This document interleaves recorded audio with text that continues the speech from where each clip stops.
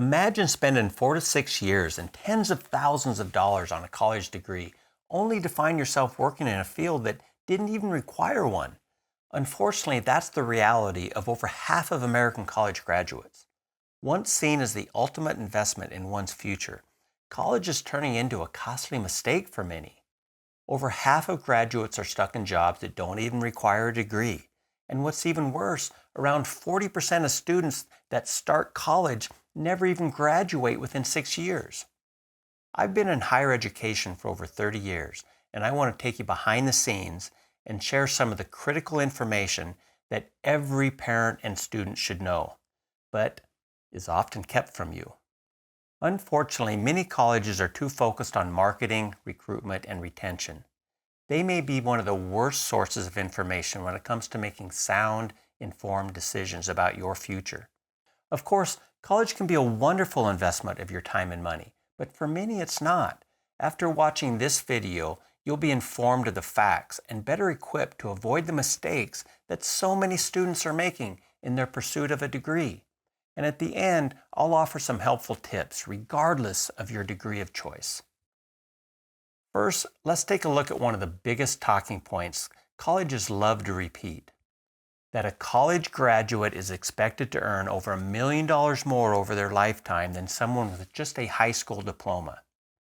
One study from the Georgetown University Center on Education and the Workforce supports this claim, as shown in this graph. It found that the median lifetime earnings of a high school graduate is expected to be about $1.6 million, while someone with a bachelor's degree can expect $2.8 million. While this statement may be true when presented this way, it's far from the complete picture. First of all, many students invest their time and money enrolling into college and never attain a degree. Those students aren't included. Nationally, only about 62% of college students earn a degree within 6 years. So plenty of students end up with student loan debt, but no degree to show for it. Then we have a report by the Community College Research Center at Columbia University. They found only 16% of all community college students obtain a bachelor's degree. Plus, there's a wide variation in the numbers. Another study by the HEA Group, a group founded by a former U.S. Department of Education official, found that 1 in 4 higher education programs earn less than high school graduates. So let's do a quick recap of the facts so far. Approximately 40% of freshmen entering college nationwide don't attain a bachelor's degree within 6 years, and many of them end up in college debt and never have that degree to show for it. Of the ones that do graduate, about half of those end up in jobs that didn't even require a degree, and 1 in 4 earn less than the typical high school graduate. This is the kind of information colleges don't want you to know. Now, I'm a huge supporter of education, and obtaining a degree can be a significant benefit. It can open doors to careers that you want or lead to financial success. However, going to college is an investment of your time, resources, and energy, and it's important to have a clear understanding of your choices.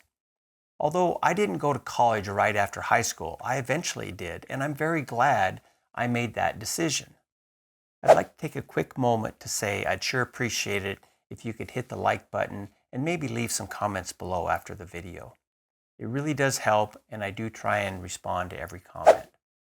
The single greatest factor of post-graduation employment prospects is a college student's major or primary focus of study. It can even be more important than the type of institution they attend. In fact, the Foundation of Research on Equality Opportunity conducted a comprehensive analysis of the return on investment of various college majors. Overall, 31% of students are enrolled into higher education programs that do not lead to a return on investment. In other words, the return on investment for these programs is negative. Nearly a quarter of bachelor degree programs have a negative return on investment. What's even worse is the fact that 43% of master's degree programs have a negative return on investment. Overall, bachelor degree programs have a median return on investment of about $160,000, but the payoff varies by field of study. Things like engineering, computer science, nursing, and economics degrees have the highest return on investment. But the differences in return on investment between programs can amount to millions of dollars. While 23% of bachelor degree programs yield negative return on investment, 6% have an expected value above $1 million. Of course, return on investment does not capture everything a student might care about. Some students see a non-financial benefit in certain low return on investment fields of study. However, the majority of students attend college with the hope that it will lead to a better paying career. Those who deliberately choose a low return on investment program should at least understand the financial cost of pursuing that career.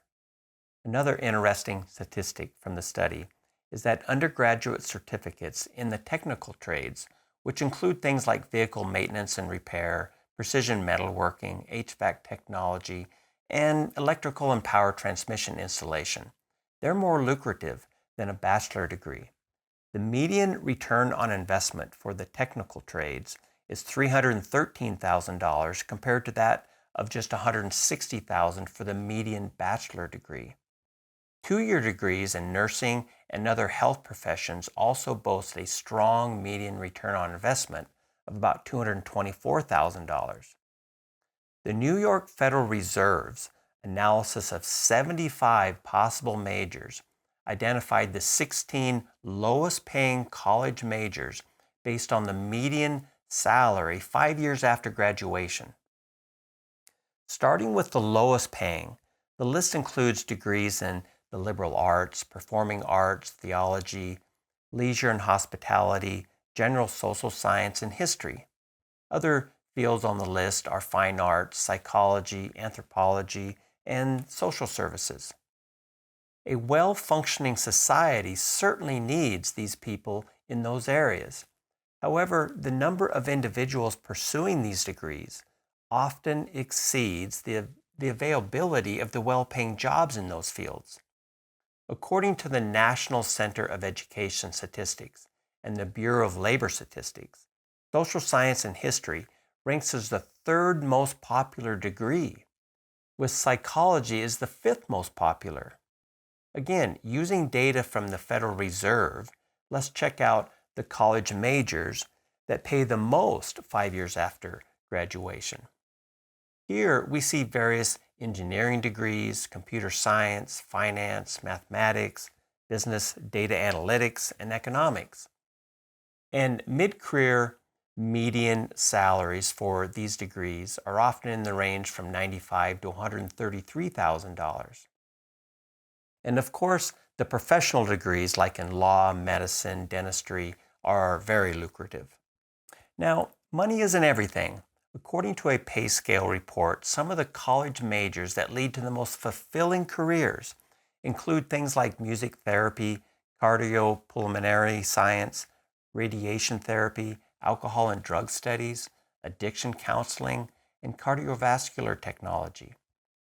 Now let's take a fresh look at student loan debt. According to the same studies, around 29% of federal Pell Grant and student loan dollars over the past 5 years went to programs that leave students with a negative return on investment. Even worse, 39% of MBA programs have a negative return on investment. In 2010, the federal government took full control of the student loan system, with all loans issued directly by the U.S. Department of Education under the Direct Loan Program. In 2020, the Congressional Budget Office released a report tracking college graduates who begin repaying student loans in 2012.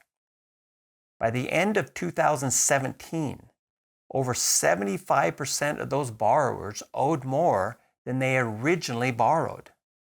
Most student loans are now income-based, and the CBO estimates that loans issued by the government between 2020 and 2029 will cost taxpayers approximately $82.9 billion. The Government Accountability Office recently released a report indicating that the Department of Education predicted student loans would generate $114 billion for the federal government.